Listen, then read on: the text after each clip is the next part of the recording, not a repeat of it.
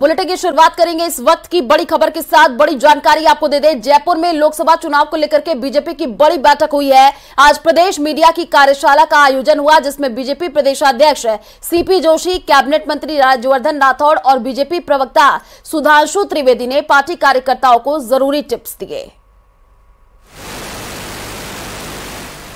तो प्रदेश मीडिया की ये कार्यशाला जयपुर से आपको जानकारी दे रहे हैं, जहां पर बीजेपी प्रदेशाध्यक्ष सीपी जोशी भी मौजूद रहे।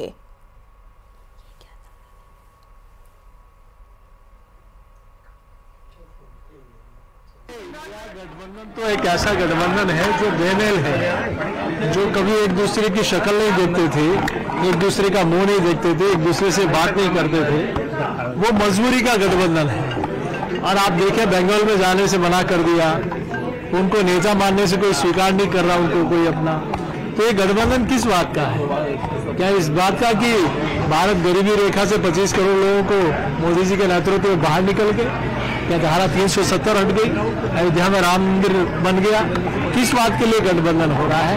इनको अपना एजेंडा भी बताना चाहिए, नेता भी डिक्लेयर करना चाहिए। देखिए, विधानसभा चुनाव से पहले भी कई नेताओं ने, कई ब्यूरोक्रेट्स ने, कई सामाजिक संगठन के लोगों ने भारतीय जनता पार्टी में और आदरणीय मोदी जी के नेतृत्व में आस्था व्यक्त की थी, और कई लोगों ने भाजपा की सदस्यता ग्रहण की। अभी भी तो जयपुर में बीजेपी प्रदेशाध्यक्ष और राष्ट्रीय प्रवक्ता सुधांशु त्रिवेदी ने इंडी अलायंस पर बड़ा हमला बोला। सुधांशु त्रिवेदी ने कहा कि राम मंदिर की प्राण प्रतिष्ठा के बाद राजनीतिक रूप से इंडी गठबंधन की प्राण और प्रतिष्ठा दोनों ही निकल गई है, और क्या कुछ उन्होंने कहा वो आपको सुनाते हैं।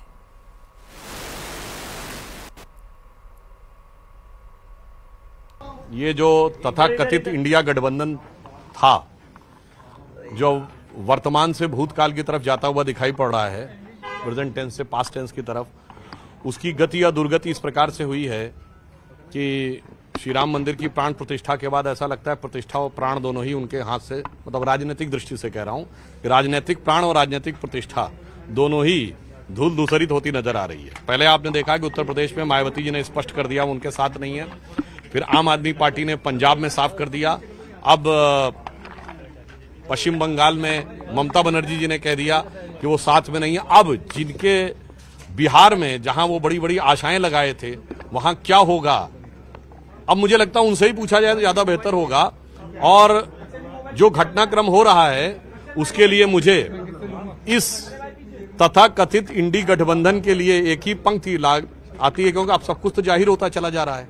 तो मैं एक पंक्ति में उनकी स्थिति के लिए कहना चाहूंगा कि अब जो चेहरे से ही जाहिर है छुपाएं कैसे, तेरी मर्जी के मुताबिक नजर आए कैसे, इस घर को सजाने का तसव्वुर हुआ बात की बात, अब तो मुश्किल है कि घर की हकीकत को छुपाएं कैसे।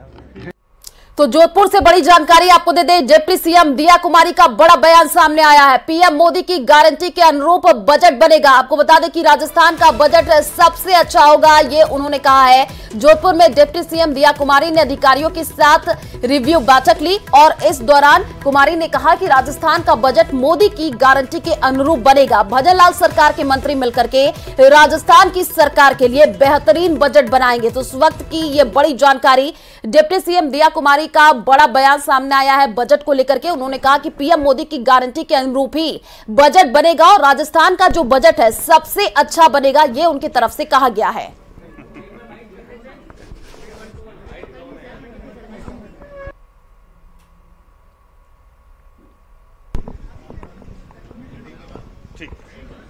तो जोधपुर से ये बड़ी जानकारी आपको दे रहे हैं, पीएम मोदी की गारंटी के अनुरूप बजट बनेगा। डिप्टी सीएम दिया कुमारी का ये बड़ा बयान सामने आया है। उन्होंने कहा कि राजस्थान का जो बजट होगा वो सबसे अच्छा होगा। तो डिप्टी सीएम दिया कुमारी ने ये बड़ा बयान दिया है बजट को लेकर के।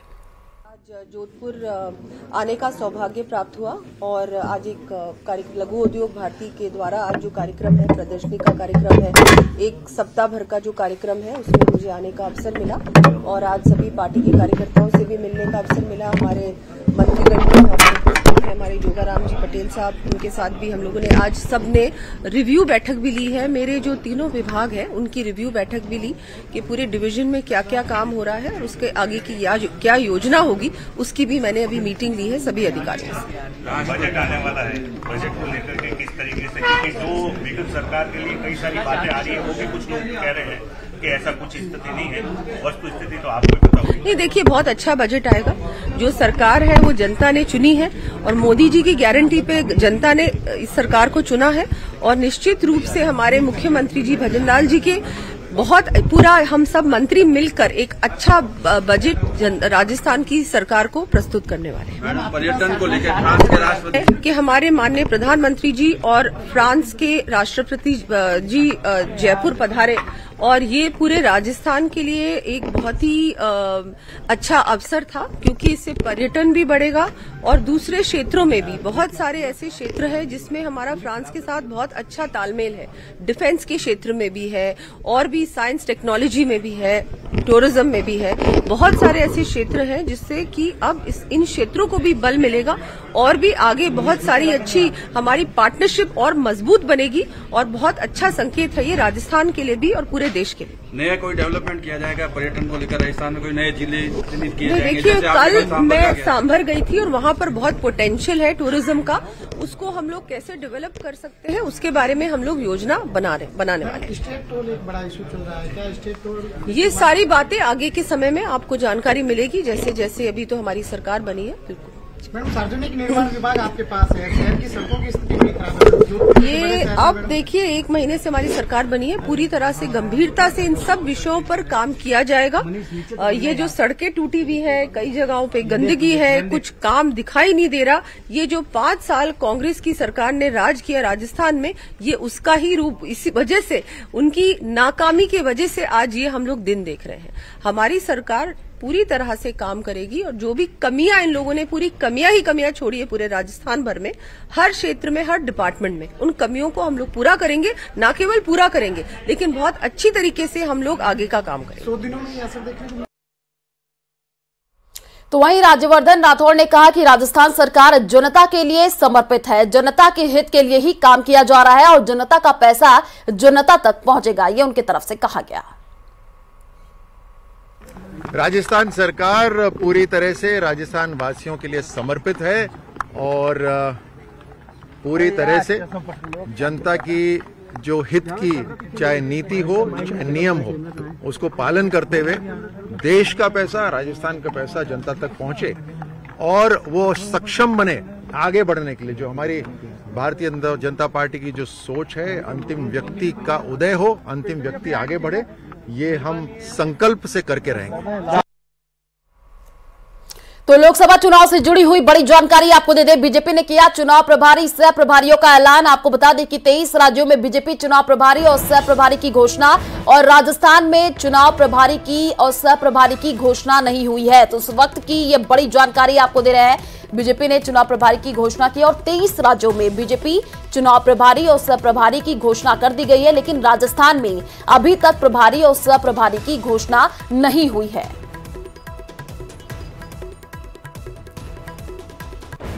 तो दिल्ली से ये बड़ी जानकारी आपको दे रहे हैं। आपको बता दें कि बीजेपी ने चुनाव प्रभारी और सह प्रभारियों का ऐलान कर दिया है, लेकिन राजस्थान में अभी ऐलान नहीं हुआ है। 23 राज्यों में बीजेपी चुनाव प्रभारी और सह प्रभारी की घोषणा कर दी गई है।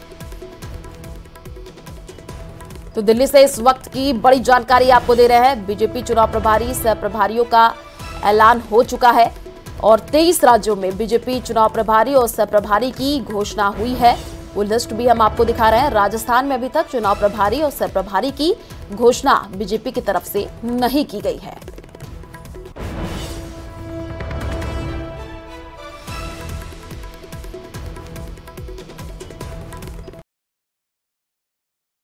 तो आरक्षण की मांग को लेकर के जाटों का महापड़ाव 11वें दिन भी जारी है। जाटों के महापड़ाव पर भरतपुर से बीजेपी सांसद रंजीता कोली ने बड़ा बयान देते हुए कहा कि मैं जाट समाज के साथ हूं। जाट समाज की आवाज को लोकसभा में उठाया गया। केंद्रीय नेताओं से आरक्षण पर बातचीत की जा रही है। आपको बता दें कि भरतपुर धौलपुर के जाटों का 11वें दिन भी महापड़ाव जारी है। सबसे पहले मैं आपको बताना चाहूंगी कि जिस तरीके से मेरे भरतपुर जिले के अंदर मेरे जाट भाई हैं और मैंने सबसे पहले जिस तरीके से यहाँ से एमपी बनकर के गई थी लोकसभा के अंदर, तो सबसे पहले मैंने यही आवाज़ उठाई थी जाट भाइयों के लिए, क्योंकि मैं हमेशा जाट भाइयों के साथ हूँ। और जिस तरीके से 2018 में लोकसभा के अंदर मैंने ये आरक्षण की बात उठाई थी और अभी भी मेरी केंद्रीय मंत्रियों से लगातार बात हो रही है और अभी हमारी 30 तारीख को लोकसभा खुल रही है। निश्चित रूप से मैं हमारे जाट भाइयों की आवाज़ वहाँ पर भी उठाऊंगी और ज़्यादा से ज़्यादा जो प्रयास है वो मैं करने का पूरा प्रयास कर रही हूँ। तो जयपुर में गणतंत्र दिवस समारोह में शराब के नशे में पहुंचा प्रधानाचार्य अरविंद कुमार को निलंबित कर दिया गया है। निदेशक माध्यमिक शिक्षा आशीष मोदी ने आदेश जारी करके निलंबन की कार्रवाई की है। आपको बता दें कि निलंबन के दौरान अरविंद कुमार को भरतपुर में हाजिरी देनी होगी। नागौर के परपसर सरकारी विद्यालय का ये पूरा मामला बताया जा रहा है। तो जयपुर से इस वक्त की ये बड़ी जानकारी, जहां पर शराबी प्रधानाचार्य को निलंबित कर दिया गया है। तो नागौर के परपसर सरकारी विद्यालय का ये पूरा मामला बताया जा रहा है, जहां पर शराबी प्रधानाचार्य जिसको निलंबित कर दिया गया है। गणतंत्र दिवस समारोह में नशे में ये प्रधानाचार्य पहुंचे थे। निदेशक माध्यमिक शिक्षा आशीष मोदी ने ये आदेश जारी किया है।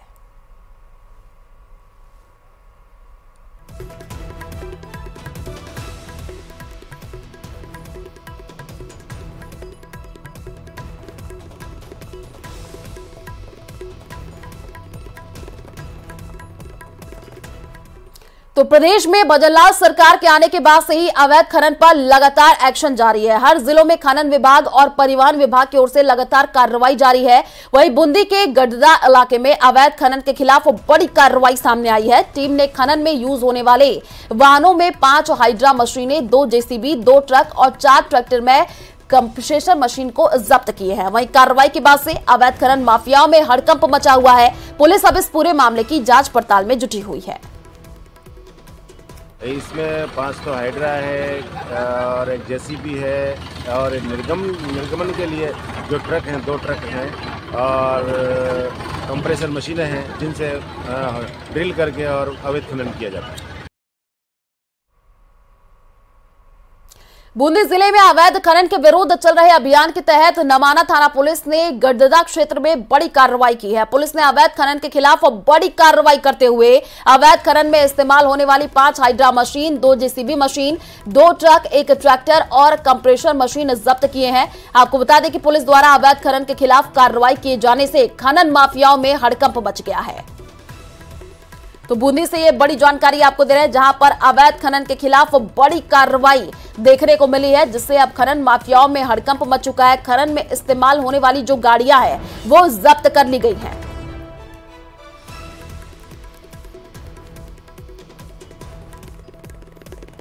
तो 5 हाइड्रा मशीन, 2 जेसीबी और 2 ट्रक जब्त कर लिए गए हैं। बूंदी से ये जानकारी आपको दे रहे हैं, जहां पर अवैध खनन के खिलाफ ये बड़ी कार्रवाई की गई है और इस कार्रवाई के बाद से खनन माफियाओं में हड़कंप मचा हुआ है। इसमें 500 हाइड्रा है और एक जेसीबी है और निर्गमन के लिए जो ट्रक हैं 2 ट्रक हैं और कंप्रेसर मशीनें हैं जिनसे ड्रिल करके और अवैध खनन किया जाता है। तो राज्यवर्धन सिंह राठौड़ क्या कुछ कह रहे हैं वो आपको सुनाते हैं। किस तरह की घोषणाएं कन्हैया लाल जी ने करी, पर्दे के पीछे किस किस तरह की बैठकें हुई हैं, चाहे वो केंद्र सरकार की हुई हो, चाहे अलग अलग राज्यों की हुई हो, चाहे अधिकारियों की हुई हो। जो काम इतने लंबे से समय से रुका हुआ था उस काम को चर्चा करके आगे बढ़ाने का शुरू कर दिया गया है। ये अपने आप में यह है काम करने का तरीका। मोदी सरकार इस तरह से काम करती है। यहां पर हमारे चीफ इंजीनियर शहरी क्षेत्र के कृष्णदीप गुप्ता जी मौजूद हैं, आरके मीणा जी चीफ इंजीनियर जल जीवन मिशन, और आपके विभाग के सभी अधिकारी जो यहां मौजूद हैं उनके लिए एक बार जोरदार ताली करके उनको धन्यवाद दीजिए। आपको याद होगा कुछ दिन पहले हमने पाइपलाइन जमीन पर डालना शुरू करा था, कुछ घोषणाएं भी करी थी। उससे पहले पीएचडी विभाग के अधिकारी मुझसे मिले। मैं अपने साथियों को यहां पर जो बैठे, मैं जनता जनार्दन को जो यहां बैठी है, मैं आपको बतलाना चाहता हूं कि जब लीडरशिप मजबूत होती है तो सब अधिकारी काम करने के लिए तत्पर रहते हैं। इन्हीं अधिकारियों से काम रुकवाया गया था पिछली सरकार द्वारा। एक नेक काम, आप सोचिए, जो क्षेत्र जहां पीने का पानी सबसे पहले पहुंचना चाहिए वो पूरे राज्यों के अंदर 33वें स्थान पर, पूरे देश के अंदर जितने राज्य हैं उसमें 33वें स्थान। क्या आपको लगता है यह सही बात है? आप सोचिए, जब 29,000 करोड़ रुपए प्रधानमंत्री मोदी जी दे चुके हो राजस्थान के लिए, उसके बावजूद भी काम रुकवाया गया। आज वही अधिकारी, क्योंकि लीडरशिप मजबूत है केंद्र में, राज्य में, तो काम दनादन शुरू हो गया है। और मंत्री साहब तो खुद अब इंजीनियर हैं, खुद इंजीनियर हैं। ये पूरी योजना बनाने में सक्षम है। तो आज कन्हैयालाल जी, आपका मैं स्वागत करता हूं, धन्यवाद देता हूं कि आप हमारे यहां क्षेत्र में पहुंचारे अपने अधिकारियों के साथ में। यहां पे हमारे 25 जनवरी को पीएम मोदी ने 173 किलोमीटर लंबा डेडिकेटेड फ्रेट कॉरिडोर रेलवे को समर्पित कर दिया था। 25 जनवरी के बाद अब इसे रेलवे ट्रैक पर मालगाड़ियों ने दौड़ाना शुरू कर दिया है। आपको बता दें कि बड़े बड़े कंटेनर डबल फ्लोर में मालगाड़ियों पर लादे जा रहे हैं और देश के अलग अलग बंदरगाहों से सामान सीधा दूसरे राज्यों में पहुंचाया जा रहा है। इस कॉरिडोर की खासियत यह है कि इसे पैसेंजर रेलों के रूट से अलग बनाया गया है और इसके रेलवे स्टेशन भी अलग बनाए गए हैं। यानी इस रूट पर सिर्फ मालगाड़ियां दौड़ेंगी और पैसेंजर रेलों को इस रूट से अलग रखा जाएगा। जो रेल की परियोजनाएं हैं वो देश के विकास के लिए बहुत ही महत्वपूर्ण है और जो डेडिकेटेड फ्रेट कॉरिडोर है उससे जो मालगाड़ियों की रफ्तार है वो और तेज होने वाली है और मालगाड़ियों को रेलवे के नेटवर्क से जो पास होना है उसके लिए बहुत सहूलियत हो जाएगी। अभी तक जो हमारे रेलवे के इंडियन रेलवेज़ के नेटवर्क में पैसेंजर्स और फ्रेट ट्रेन्स साथ ही साथ एक ही नेटवर्क में चलती थी, अब डेडिकेटेड फ्रेट कॉरिडोर आ जाने से और पर्टिकुलरली जो ईस्टर्न और वेस्टर्न डेडिकेटेड फ्रेट कॉरिडोर है उनके आज जो कनेक्टिविटी का जो एक नया माइलस्टोन यहाँ पे इस्टेब्लिश हो रहा है उसके वजह से हम लोगों को रेल परिचालन में बहुत ही सुविधा होगी। डबल स्टैक इक्विप्ड इसको बनाया गया है, पूरी हाई राइज OHE है और पूरा जो 173 किलोमीटर का सेक्शन है इस पे 6 स्टेशन आएंगे। पूरे मार्ग में जो फैसिलिटीज़ हैं 6 स्टेशन में हमने पूरा ऐसा दिया है, सीमलेस कनेक्टिविटी का मेंशन जैसे DRM साहब ने भी किया और वो सारे संसाधनों से इसको इक्विप किया गया है जिससे कि हम इनको मालगाड़ियों को 100 kmph की स्पीड से एक जगह से दूसरी जगह पे ले जा पाए और एक नई कनेक्टिविटी प्रदान करेगी ईस्टर्न और वेस्टर्न डेडिकेटेड फ्रेट कॉरिडोर को, जो कि ये नई लाइन। चंद्र शर्मा कार्यालय में समय पर आने के साथ ही लोगों की समस्याओं के निस्तारण को लेकर के एक्शन में है। सरकारी कर्मचारियों और अधिकारियों को समय पर ऑफिस आने के निर्देश दे रहे हैं। उन्होंने कहा कि सरकार की मंशा है कि लंबित मामलों को जल्द निपटारा हो उनका। वह खुद 7 जिलों में जा करके अलग अलग दफ्तरों में पेंडिंग मामलों को खत्म करने की कार्रवाई शुरू करेंगे। ऐसा नहीं करने पर संबंधित विभाग के खिलाफ अनुशासनात्मक कार्रवाई की भी यहां पर की जाएगी। फिलहाल सभी को नोटिस जारी किए जाएंगे। मेरा प्रयास रहेगा कि मैं मेरे संभाग के 7 जिलों में समस्त विभाग, प्रशासनिक विभाग हैं, पुलिस विभाग है, प्लस स्वास्थ्य मेडिकल एंड हेल्थ सेक्टर के जो चिकित्सालय हैं, दूसरे कोई भी सरकारी विभाग जो काम कर रहे हैं, पंचायत समितियां हैं, परिवहन विभाग है, खनिज विभाग है, जितने भी पेयजल विभाग है, विद्युत विभाग है, जितने भी राजकीय विभाग हमारे हैं सभी में अनुशासन हो। तो श्री क्षत्रिय युवक संघ के संस्थापक श्री तनसिंह की जन्म शताब्दी समारोह 28 जनवरी 2024 को दोपहर 12:15 पर जवाहरलाल नेहरू स्टेडियम नई दिल्ली में भव्य रूप से आयोजित होने जा रहा है। इस अवसर पर श्री क्षत्रिय युवक संघ के संभाग प्रमुख तारिंद्र सिंह झिंझिनयाली ने बताया कि यह कार्यक्रम भारतीय ग्राम्य आकलन ट्रस्ट द्वारा आयोजित है। इस कार्यक्रम में संपूर्ण भारत से लाखों लोग पूज्य श्री तनसिंह का जन्म महोत्सव मनाने के लिए आ रहे हैं। राजस्थान से 16 स्पेशल ट्रेन, रूटीन ट्रेन और बस निजी वाहन पहुंचेंगे यहां पर।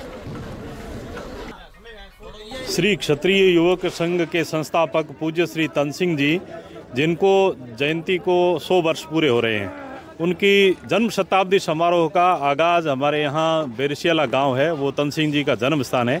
यहाँ से उसका आगाज़ हुआ था। 1 वर्ष से तैयारियाँ चल रही थी और पूरे भारतवर्ष से लगभग 5 से 7 लाख लोग इकट्ठे हो रहे हैं दिल्ली में जवाहरलाल नेहरू स्टेडियम में।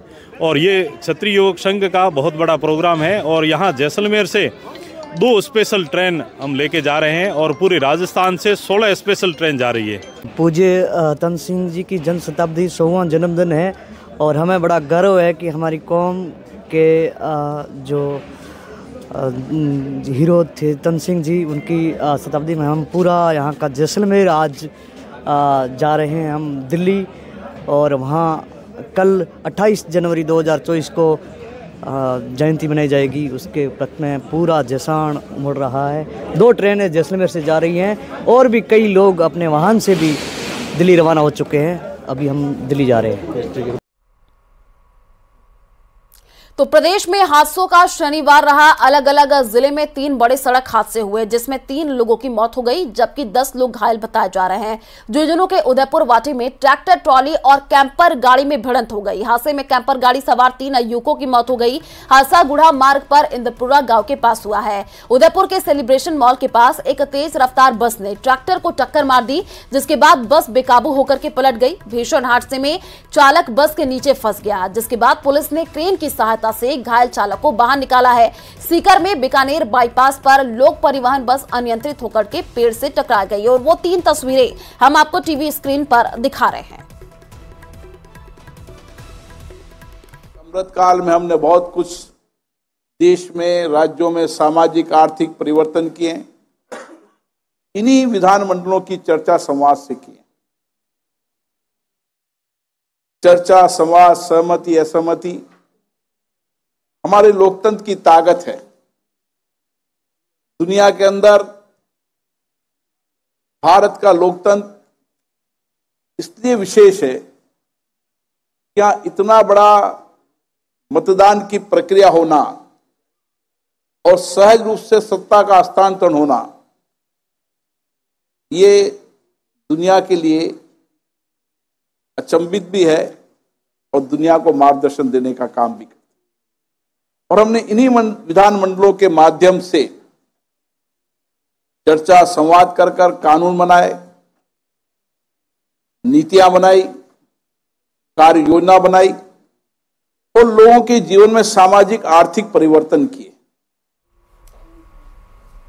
तो चलिए फिलहाल इस बुलेटिन में इतना ही। बाकी खबरों के लिए आप देखते रहिए न्यूज़ 18 राजस्थान। नमस्कार।